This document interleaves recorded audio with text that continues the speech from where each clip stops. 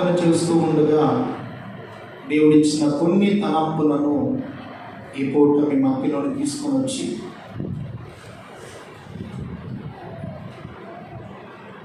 ఒక 20 నిమిషాలు దేవుని యొక్క వాక్యాన్ని మనం విని ఆశీర్వాదకరంగా ఈ కుడికిన మనం ముగించుకొని మనం పునః వెళ్దాం. మనకు బాగా సుపరిచితమైనటువంటి లేఖన భాగం. ఈరోజున ప్రభువే మన యందు కనికరపడి ఆయన తన కార్యాలు మన ఎడల జరిగించునుగాక. ఎవరు కనికరపడాలి? ప్రభువే మన యందు ఏం పడాలంట? కనికరపడాలి. దేవుడు ఏ సందర్భంలో ఏ వ్యక్తి మీద దేవుడు కనికరపడి ఆ వ్యక్తిని ప్రభు బాగు చేస్తూ వచ్చాడో, ఎవరు ఆ వ్యక్తిని సాధు చేయలేకపోయారు, ఆ వ్యక్తి మీద దేవుడికి ఉన్న అమితమైన ప్రేమను బట్టి ఆయన సశరీరుడుగా ఈ లోకంలో ఉన్నప్పుడు ఒక వ్యక్తి కోసము ఆయన సుదీర్ఘమైన ప్రయాణం చేసి ఆ వ్యక్తి ఏ పరిస్థితిలో ఉన్నాడో ఆ పరిస్థితి నుండి తన స్థితిని తన గతిని మార్చి తన మహిమ కొరకు సాక్షిగా ప్రభు నిలబెట్టాడు. దేవునికి మహిమ కలుగును గాక. మార్కు సువార్త 5వ అధ్యాయము. మార్కు సువార్త 5వ అధ్యాయము 19వ వచనాన్ని చదువుకున్నాం. ఆయన వారికి సెలవీయగా, నీవు నీ ఇంటి వారి యొద్దకు వెళ్ళి ప్రభువు నీ యందు కనికరపడి నీవు చేసిన కార్యములన్నిటినీ వారికి తెలియచెప్పుమనెను. తలవంచండి, ప్రార్థన చేసుకున్నాం. మహాపరిశుద్ధుడైన తండ్రి, సర్వాధికారి, నీ ఘనమైన నామమునకు వందనాలు, స్తోత్రాలయ్యా. నీ మహాకృపను బట్టి మమ్మలను ప్రేమించి ఈ దినమున మమ్మలను సజీవు లెక్కలో పెరుగుచున్నందుకై మీ స్తోత్రాలు. చదివిన వాక్య భాగాన్ని దీవించి కొద్ది నిమిషాలు మీరు మాతో మాట్లాడండి. నీ మాటలో ఉన్న సారాంశాన్ని మీరు ధ్యానించబోతుండగా నీ బిడ్డలతో మీరు మాట్లాడండి. మా పరిస్థితులన్నీ ఎరిగిన దేవుడు నాయనా, ఈరోజున మా యందు మీ కనికరము, మా యందు నీ కృప, మా యందు నీ దయ నిశ్చయముగా దిగివచ్చునుగాక. నీ దయ మా మీద నిలుచునుగాక, నీ కృప మా మీద నిలుచునుగాకయ్యా. మీరే మాతో మాట్లాడి మీ నామానికి మహిమ తెచ్చుకోవమని యేసు పరిశుద్ధ నామములో ప్రార్థిస్తున్నాము తండ్రి. ఆమేన్. హల్లెలూయా. చాలా జాగ్రత్తగా దేవుని వాక్యాన్ని విన్నామండి. మనకు బాగా సుపరిచితమైనటువంటి లేఖన భాగం. మనం చదువుకున్న ఈ సందర్భము అనేక సందర్భాల్లో మనం విన్నది. దేవుడు ఈ రోజున ఈ వాక్యపు వెలుగులో మనతో ఏమి మాట్లాడబోతున్నాడో ఒకసారి కానీ మనం ఆలోచన చేస్తే, యేసు ప్రభు వారి లోకములో బ్రతికి ఉన్న దినాల్లో జరిగిన సంభవం మనం చదువుకున్నది. ఆయన కపెర్నహూము, ఇంకా గలిలయ, ఇంకా దెకపోలిక, సమరయ అనేక ప్రాంతాలు వెళుతూ ఆయన సముద్ర తీరమందలి అనేక సందర్భాలలో ఆయన ప్రయాణం చేస్తూ తన ఎదుగు వచ్చిన వారందరిని కూడా యేసు ప్రభు వారు వారి మీద కనికరపడి వారిని ఏం చేశాడంట? స్వస్థపరిచాడు, బాగు చేశాడు. వారి బలహీనతలో నుండి వారిని విడుదల ప్రభు కలుగు చేశాడు. అయితే యేసు ప్రభు వారు ఈ లోకములో బ్రతికి ఉండగా ఒక వ్యక్తి గురించి ప్రభు ఆలోచించాడు. ఆ వ్యక్తి ఎక్కడ నివాసం చేస్తున్నాడయ్యా అంటే సమాధులలో నివాసం చేస్తూ ఉన్నాడు. ఎక్కడండి? సమాధులలో నివాసం చేస్తూ ఉన్నాడు. సమాధిలో నివాసం చేసేది పట్టిన వాడు ప్రియమైన వాళ్ళరా, మనలాంటి వారు వెళ్ళి సమాధిలో నివాసం చేస్తారా? చేయరు. ఒకవేళ చేసిందంటే ఆమె పిచ్చి పట్టిందిరా, వాడికి దయ్యం పట్టిందిరా, వాడికి మెంటలు వచ్చిందిరా అని అనుకుంటారు. ఈ వ్యక్తి జీవితాన్ని మనం ఆలోచిస్తే సమాధులలో నివాసం చేస్తా ఉన్నాడు, కేకలు వేస్తూ ఉన్నాడు, తన దేహాన్ని తానే గాయపరుచుకుంటూ ఉన్నాడు. ఆ ప్రాంతంలో అనేక ప్రజలు వచ్చి వాడిని సాధుపరచాలని చూసిన వారి వల్ల మాత్రము కాకుండా పోయింది. ఇంకా వారు ఒక ఆలోచన చేసి సంఖ్యలు తీసుకొని వచ్చి వాడిని బంధించిన వాటిని కూడా తృప్తి నీళ్ళుగా ఏం చేశాడంట, తెంపి వేసుకున్నాడు. ఆ వ్యక్తి కోసం యేసు ప్రభు వారు సముద్రము అద్దరికి వెళ్ళి ఆ గెరాసేన దేశంలో ఉన్నటువంటి ఆ వ్యక్తి కొరకు యేసయ్య చాలా సుదీర్ఘమైనటువంటి ప్రయాణం. అందుకనే లూకా సువార్త 19వ వచనంలో అంటాడు, నశించిన దానిని వెతకి రక్షించుటకు. ఆ వ్యక్తి నశించిపోవడం, ఆ వ్యక్తి పతనమైపోవడం, ఆ వ్యక్తి అలాగ ఉండటం దేవుని ఉద్దేశము కాదు. ఎరిగిన యేసు ప్రభువారు ఆ వ్యక్తి కొరకు చాలా ప్రయాసపడి ఆయన సముద్రములో ఓడ ఎక్కి అద్దరికి వెళ్ళాడు. అద్దరికి వెళ్ళి ఆ సమాధిలో నివాసం చేస్తున్న వారి యొద్దకు యేసు ప్రభువారు వెళుతూ ఉండగా జరిగిన సందర్భం ఏంటంటే 2వ వచనాన్ని మనం చదువుకుంటే, ఆయన దోణి దిగగానే అపవిత్రాత్మ పట్టిన వాడు సమాధులలో నుండి వచ్చి ఆయనకు ఎదురు పడెను.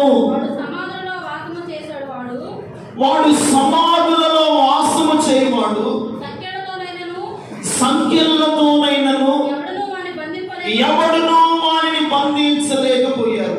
అయితే ఈ మనిషికి ఏం పట్టిందంట?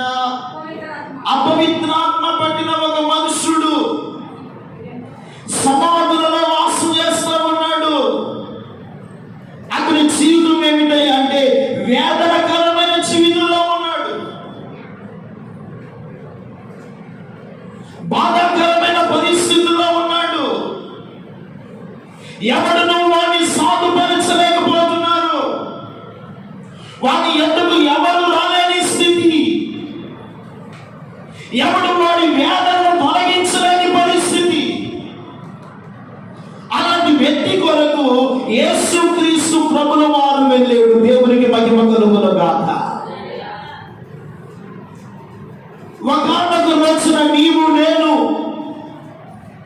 ఏ పరిస్థితుల మధ్య నలిగిపోయి ఉన్నామో, ఏ వేదనకరమైన పరిస్థితులు మనము పడి ఉన్నామో, మన కొరకు యేసు ప్రభువారు మన జీవితాలను రక్షించుటకు, ఆ పరిస్థితుల నుండి విడిపించుటకు ఆయన మానవ ఆకారముతో ఈ లోకానికి వచ్చి మన కొరకు కలవరి శిలువలో తన పరిశుద్ధమైన రక్తమును చిందించడానికి గల కారణము, ఆ స్థితిలో ఉన్న వాడి మీద కనికరపడిన దేవుడు ఈ రోజున నీ కుటుంబంలో ఏ వేదన ఉందో, ఏ బాధలు మీ జీవితంలో ఉన్నాయో, ఏ సమస్యలు మిమ్మల్ని వేధిస్తూ ఉన్నాయో, ఏ రోగ బలహీనతలు మనం వెంటాడుతూ ఉన్నాయో, ఈ రోజున దేవుడే మన యందు కనికరపడును గాక. దేవుడే మనను కనికరించును గాక. ఒకటి, ఆ వ్యక్తి వేదనకరమైన స్థితిలో ఉన్నాడు. ఏ స్థితిలో ఉన్నాడండి? అపవిత్ర ఆత్మ పట్టిన వాడికి నెమ్మది ఉండిందా? నెమ్మది ఉండదు. ఆహారం తినలేడు, ప్రశాంతంగా నిద్రపోలేడు,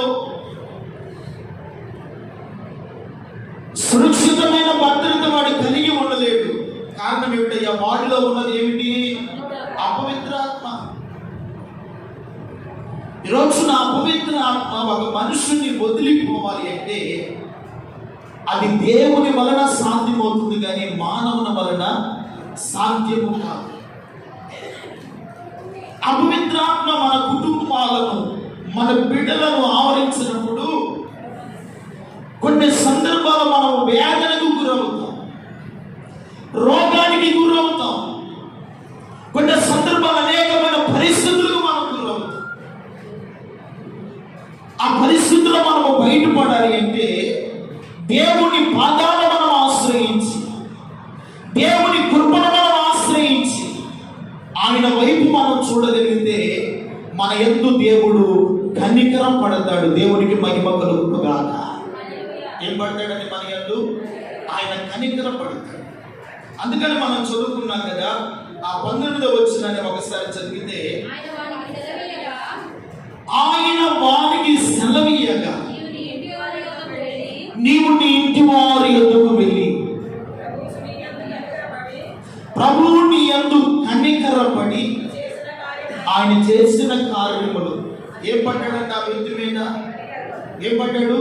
కనికరపడి ప్రభువు నీ యందు చేసిన కార్యములను నీ ఇంటి వారికి తెలియచెప్పుమనెను.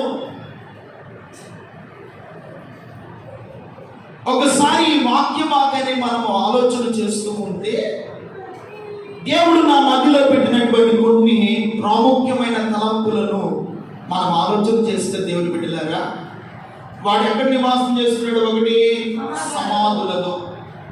వాడు సంఖ్యలు వేసినా కూడా వాటిని తెచ్చివేసుకుంటున్నాడు.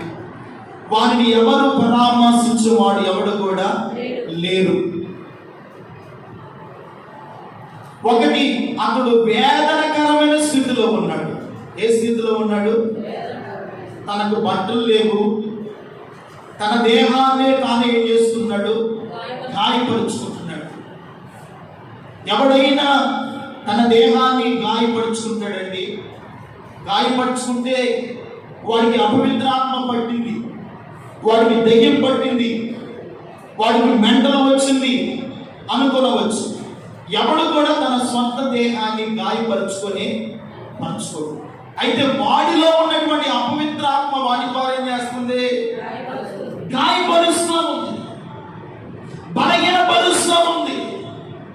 బాగుపరచలేని స్థితిలో ఉన్నాడు, ఆదరించలేని స్థితిలో ఉన్నాడు, ఎవరు ఓదార్చలేని స్థితిలో ఉన్నాడు.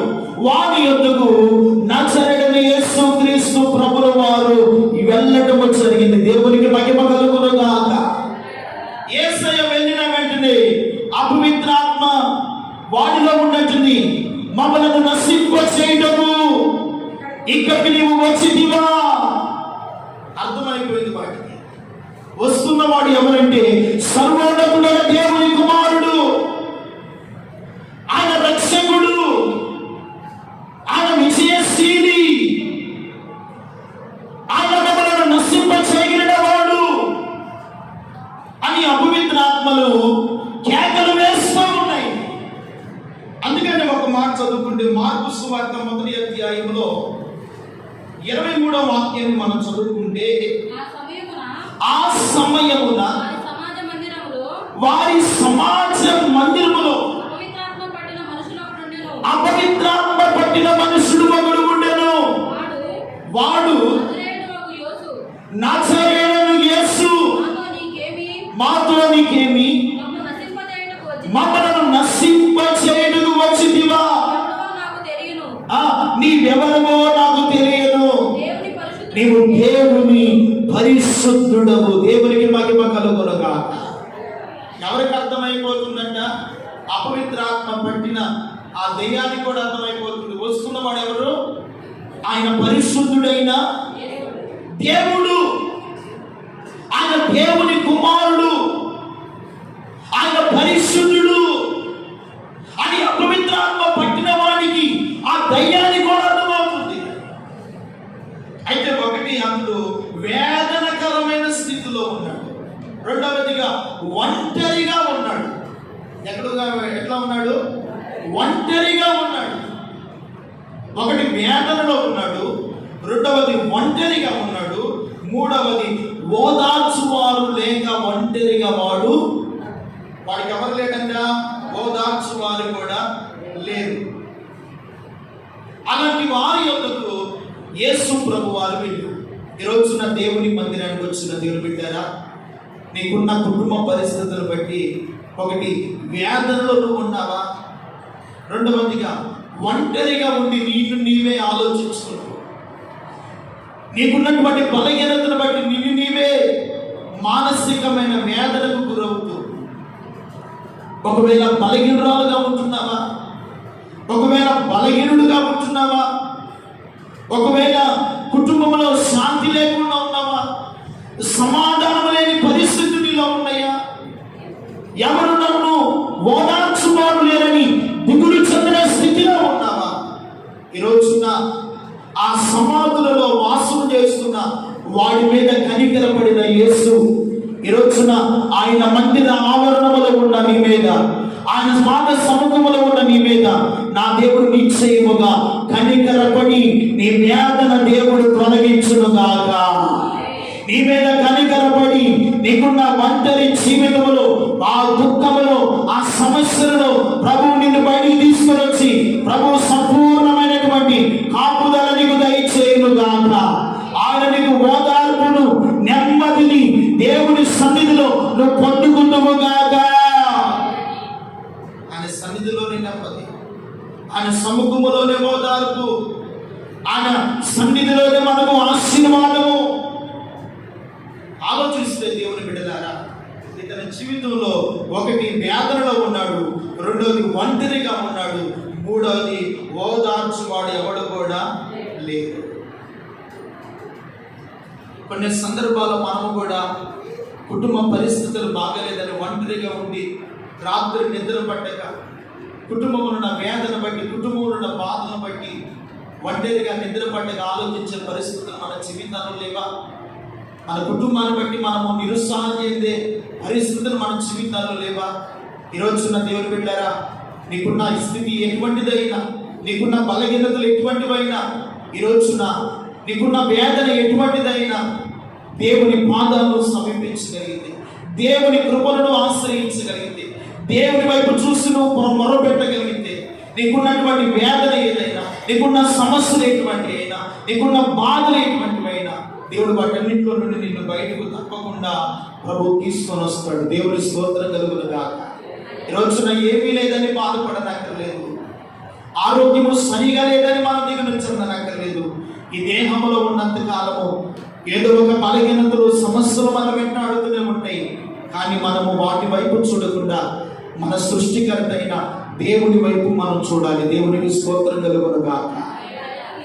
ఆ ఒంటరిలో ఉన్నవాడు, వేదనలో ఉన్నవాడు, ఓదార్పు లేని వాడిని దేవుడు ఎలాగో విడుదల పొందించాడో ఒక్క మాట చూస్తే ప్రియమైన వాళ్ళరా, అదే 5వ అధ్యాయము 15వ వాక్యాన్ని మనం చదువుకుంటే, జరిగినది చూడవెళ్ళి యేసునందుకు వచ్చి సేన అనే దయ్యములు పట్టినవాడు బట్టలు ధరించుకొని స్వస్థత చిన్నుడై కూర్చొని చూచి భయపడి జరిగినది చూసిన వారు, దయ్యములు పట్టిన వారికి జరిగిన స్థితియు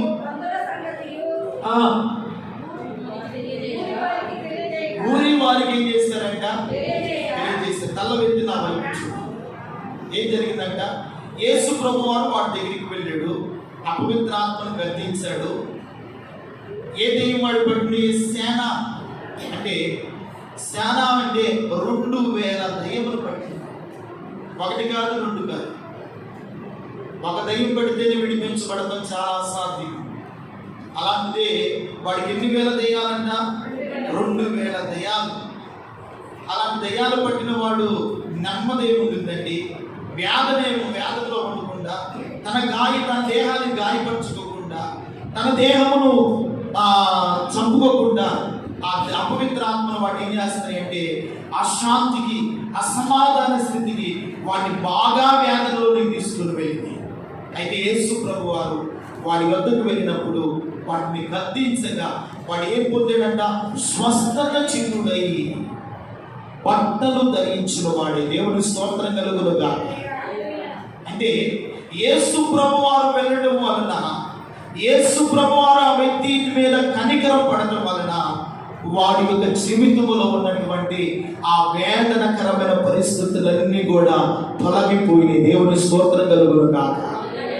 యేసయ్య వాడి దగ్గరికి వెళ్ళడం ద్వారా, యేసయ్య వాడి మీద కనికరం పడడం ద్వారా వాడు ఓదార్పు పొందుకున్నాడు. దేవుని స్తోత్రం కలుగునుగా. వాడుకున్నటువంటి వేదనకరమైన పరిస్థితుల నుండి, ఆ ఒంటరి జీవితంలో నుండి ఇదిగో ఉపశాంతిని, నెమ్మదిని దేవుడు ఆ వ్యక్తికి ఇచ్చాడు కనుకనే వాడు స్వస్థత చిత్తుడై బట్టలు ధరించుకున్నాడు. దేవుని స్తోత్రం కలుగునుగాక.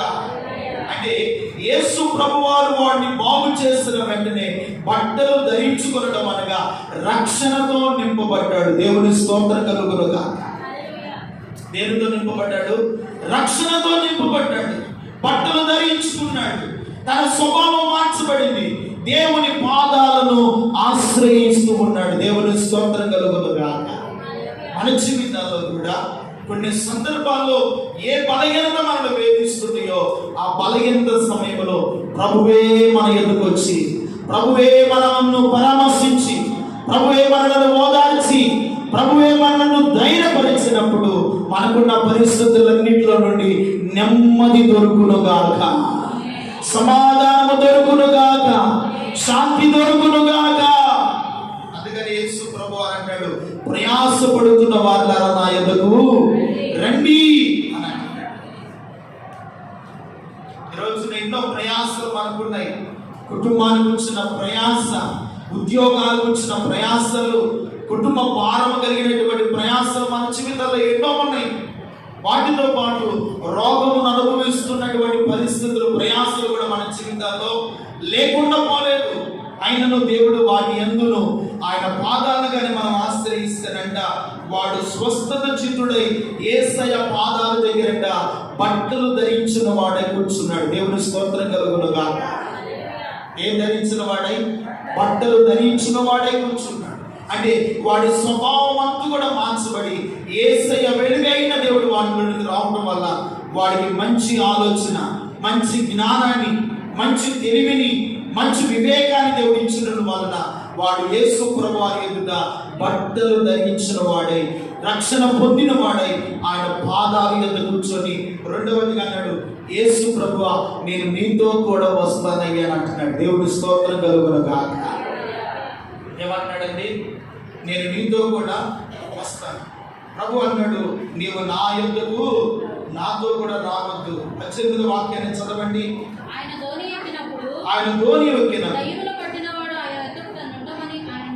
చూడండి, నీ యొద్ద నన్ను ఉండనిమ్మని ఆయన ఏం చేస్తున్నాడంట? బ్రతిమలాడుకుంటున్నాడు. అయ్యా నేను ఈ పరిస్థితుల్లో ఉన్నాను, ఈ వేదనలో ఉన్నాను, ఈ ఒంటరితనంలో ఉన్నాను, ఈ ఓదార్పు లేని స్థితిలో ఉన్నాను, నన్ను బాగు చేశారు. నేను నీతో కూడా వచ్చినట్లుగా, నేను నిన్ను వెంబడించినట్లుగా నాకు ఆజ్ఞాపించంటే యేసు ప్రభువారు అంటాడు, లేదు నువ్వు వెళ్ళి నీ ఇంటి వారికి సాక్షాత్తమై నీ పట్ల జరిగిన కార్యాలు నీకు తెలియచి. దేవుని స్తోత్రం కలుగునుగాక. చూడండి మళ్ళా చదువు మా మాట. ఆయన ధోని ఎక్కిన దయ్యములు పట్టిన నన్ను ఉండనిమ్మని ఆయనను బ్రతిమలాడుకుంటున్నాడు. ఈ రోజున మనము కూడా మనకున్న పరిస్థితులు ఏం చేయాలంటే దేవుని ఇచ్చేయాలి, మనము బ్రతిమలాడుకోవాలి. నీకున్న సమస్యలలో, నీకున్న బలహీనతల్లో, నీకున్న రోగంలో, ప్రభువా ఈ బలహీనతతో ఉన్నానయ్యా, ఈ సమస్యల మధ్య ఉన్నానయ్యా, ఈ అప్పుల సమస్యలతో నలిగిపోతున్నానయ్యా, ఇదిగో ఈ బిడ్డల ద్వారా నెమ్మది లేకుండా ప్రభువా నాకు సహాయం చేయండి. దేవుని మనం ఏం చేయాలి? బ్రతిమలాడాలి. మన బిడ్డలు ఏదైనా కావాలంటే తల్లిదండ్రులు మన దగ్గరికి వచ్చి మాటికి ఏం చేస్తాడు? బ్రతిమలాడుతూ ఉంటారు. వారు మాటికి బ్రతిమలాడుతూ ఉంటే వాడికి ఏమకుండా మానుకుంటావా? ఇస్తావు కదా. అలాగే మన తండ్రి కూడా, అయ్యా నేను ఈ కష్టంలో ఉన్నాను, ఈ బాధలో ఉన్నాను, ఈ పరిస్థితిలో ఉన్నాను, ఈ రోగముతో ఉన్నాను, నన్ను బాగు చేయవా, నన్ను విడిపించవా, నాకు నెమ్మదినివ్వా, నా కుటుంబానికి క్షేమం ఇవ్వని ఆయన సన్నిధిలో బ్రతిమలాడుకుంటూ ఉంటే దేవుడు పరిపూర్ణమైనటువంటి నెమ్మదిని ఇవ్వడానికి మన దేవుడు సిద్ధముగా ఉన్నాడు. దేవుని స్తోత్రం కలుగును. ఆయన మన ప్రార్థన వినడానికి సమీపముగా ఉన్న దేవుడు. మనం అడిగినవి ఇచ్చే దేవుడైనా, మనము అడిగినవి కాదనకుండా ఇచ్చే దేవుడైనా, మనం కొన్ని సందర్భాల్లో ఉన్న పరిస్థితుల కారణాన్ని బట్టి దేవుని ఏం చేయలేకపోతున్నాము, అడగలేకపోతున్నాం, బ్రతిమలాడలేకపోతున్నాం, ఆయన పాదాలను సమీపించలేకపోతున్నాం, ఆయన సన్నిధిలో కూర్చోలేకపోతున్నాం, ఆయన వాక్యాన్ని వినలేని స్థితిలో ఉంటున్నాం, ఆయన సన్నిధిలో ప్రార్థించలేని స్థితిలో ఉంటున్నాం. అందుకే కొన్ని సందర్భాల్లో నెమ్మదిని మనం దేవుని సన్నిధిలో పొందలేకపోతున్నాం. అయితే మూడవదిగా అంటున్నాడు చూడండి, ఇదిగో 5:5 వాక్యాన్ని మనం చూస్తే, వాడు వెళ్ళి యేసు తనకు చేసినవన్నీ దెక్కపోలిలో ప్రకటింపగా అందరూ ఆశ్చర్యపడిరి. దేవుని స్తోత్రం కలుగును గాక. దెక్కపోలికలో ప్రకటింప ఆరంభించు అంటే అతని జీవితము ప్రభు సాక్షార్థమై నిలబడ్డాడంట. దేవుని స్తోత్రం కలుగును గాక. ప్రభు సాక్షార్థమై నిలబడడానికి గల కారణము దెక్కపోలిక అనగా 10 పట్టణాలలో దేవుని సాక్షిగా ఉన్నాడు. దేవుని స్తోత్రం కలుగును గాక. గ్రామాల్లో కాదండి, ఎక్కడున్నా పట్టణాలలో 10 పట్టణాల్లో సాక్షార్థమై నిలబడ్డాడు. వాడి సాక్ష్యమైన వారందరూ ఆశ్చర్యపడుతూ ఉన్నారు. నీ జీవితంలో కూడా దేవుడు చేసే కార్యాలను, దేవుని సన్నిధిలో అనుభవించే ప్రతి ఆశీర్వాదము, దేవుని ఎదుట పొందుకునే ప్రతి దీవెన, నీకున్నటువంటి వ్యాధుల నుండి, సమస్య నుండి, బాధ నుండి తొలగించినప్పుడు నిన్ను బట్టి ప్రజలు ఆశ్చర్యపడతారు. దేవుని స్తోత్రం కలుగును గాక. ఆయన సన్నిధిలో ఆయన బిడ్డలను సాక్షులుగా దేవుడు నిలబెడతాడు. ఈరోజున అపవిత్ర ఆత్మ పట్టిన వాడు, వాడి జీవితంలో ఒకటి వ్యాధులలో ఉన్నాడు, రెండవది ఒంటరిగా ఉన్నాడు, మూడవది ఓదార్చేవాడు ఎవరు కూడా లేకున్న వారిగా ఉన్నాడు. అలాంటి వారి యొద్దకు యేసు ప్రభు వారు వెళ్ళి అతని మీద ఏం పడ్డాడంట, కనికర పడ్డాడు. ఈరోజున ఒంటరి జీవితంలో ఉన్నావా, వేదనలో ఉన్నావా, ఓదార్చువాడు ఎవరు లేరని కృంగిపోతున్నావా, నిరాశ పడుతున్నావా, నీ మీద నిశ్చయముగా దేవుడు కనికర పడును గాక. నీ కుటుంబం మీద దేవుడు కనికర పడును గాక. నీ బిడ్డల మీద దేవుడు కనికర పడును గాక. నీ పరిస్థితుల మీద దేవుని కనికరము దిగివచ్చును గాక. దేవుడు కనికర పడతాడండి. ఆయన మనల్ని బాగు చేస్తాడండి, మనల్ని విడిపించి ఏం చేస్తాడంటే, ఒకటి సాక్షార్థమై దేవుడు ఏం చేస్తాడు, నిలబెడతాడు. రెండవది ఆయన సన్నిధిలో ఆయన బ్రతిమలాడుకున్నప్పుడంట ఆయన నీ జీవితంలో అద్భుతమైన కార్యాన్ని చేస్తాడు. మూడవదిగా 10 పట్టణాలలో అతను ఎలా ఉన్నాడంట, సాక్షిగా ఉన్నాడు. దేవుని నామాన్ని ప్రకటించే సాక్షిగా ఉన్నాడు. మన జీవితాల్లో ఈ దేవుడు ఎన్నో కార్యాలు చేస్తున్నాడు, ఎన్నో మేలు చేస్తున్నాడు. దేవుని యొక్క మహాకృపను బట్టి మన సంఘంలో ఉన్న బిడ్డలు దేవుడు చేసిన ప్రతి మేలు కొరకై ఆయన సన్నిధిలో సాక్షులుగా నిలబడగలుగుతున్నారు. దేవుని స్తోత్రం కలుగును గాక. ఇంకా దేవుని సన్నిధిలో మనము నమ్మకమైన వారిగా ఉంది ఆయన పాదాలను ఆశ్రయించినప్పుడు, ఆయన సన్నిధిలో బ్రతిమలాడుకున్నప్పుడు నిశ్చయముగా దేవుడు మన మీద ఏం పడతాడంట, కనికర పడతాడు. మన దేవుడు ఎటువంటి అంటే కనికరము కలిగినటువంటి దేవుడైనా, ఎవరు నీ మీద కనికర పడినా లేకపోయినా, నీ ఇంటి వారు నిన్ను ఓదార్చినా ఓదార్చకపోయినా, నీ పరిస్థితుల్లో ఎవరు నిన్ను ఆదుకున్నా ఆదుకోలేకపోయినా, నిన్ను ఆదుకునే దేవుడు ఒక ఆయన ఉన్నాడు. ఆయన ఎబినేజర్ అయినటువంటి దేవుడు. హల్లెలూయా. ఎబినేజర్ అనేది ఆయన మనలను ఆదుకునే దేవుడు. ఎటువంటి వాడంటే ఆయన ఆదుకునే దేవుడు, ఆదరించే దేవుడు, పరామర్శించే దేవుడు, బలపరిచే దేవుడు, కృంగిన వేళలో మనల్ని ధైర్యపరిచి తన మహిమ కొరకు నిలబెట్టే దేవుడే. మరి ఆ దేవుని పాదాలు మనము ఎల్లప్పుడూ ఆశ్రయించి ఆయన సన్నిధిలో ప్రార్థన చేస్తుంటే నిశ్చయముగా దేవుడు మనల్ని దాటి వెళ్ళే దేవుడు కాదండి. యాకోబును దాటి వెళ్ళలేదు, ఎస్తేరును దేవుని ఆత్మ దాటి వెళ్ళలేదు. ఇక భక్తులను దేవుని ఆత్మ దాటి వెళ్లకుండా వారి మీద దేవుడు కనికరము చూపించి వారు ఏ పరిస్థితుల్లో ఉన్నారో, ఏ వేదనలో ఉన్నారో, ఏ దుఃఖములో ఉన్నారో అటు వారిని దేవుడు విడిపించి తన మహిమ కొరకు సాక్షాత్మై ప్రభువు నిలబెట్టాడు. దేవుని స్తోత్రం కలుగునుగాక. ఈ రోజున ఏ బలహీనంతో ఉన్నావో బాధపడవద్దు, ఏ రోగముతో ఉన్నావో దిగులు చెందవద్దు. ప్రియమైన వారలారా, ఒక రోజు రానే వస్తుంది నిశ్చయముగా దేవుని కనికరము, దేవుని కృప, దేవుని దయ ఈ సంగమం మీద, మన కుటుంబాల మీద దేవుని కరుణ, వాత్సల్యము సదాకాలము నిలుచునుగాక. సదాకాలము దేవుని దయ మన మీద నిలుచునుగాక. అందుకని 5వ కీర్తన అంటాడు 11వ వాక్యంలో, 5వ కీర్తన 11వ వాక్యం అంటాడు, నిన్ను ఆశ్రయించు వారందరూ సంతోషించుదురు, నీవే వారిని కాపాడుదువు గనుక. చూడండి, నీవే వారిని కాపాడుదువు గనుక వారు నిత్యము ఆనందధ్వని చేయుదురు.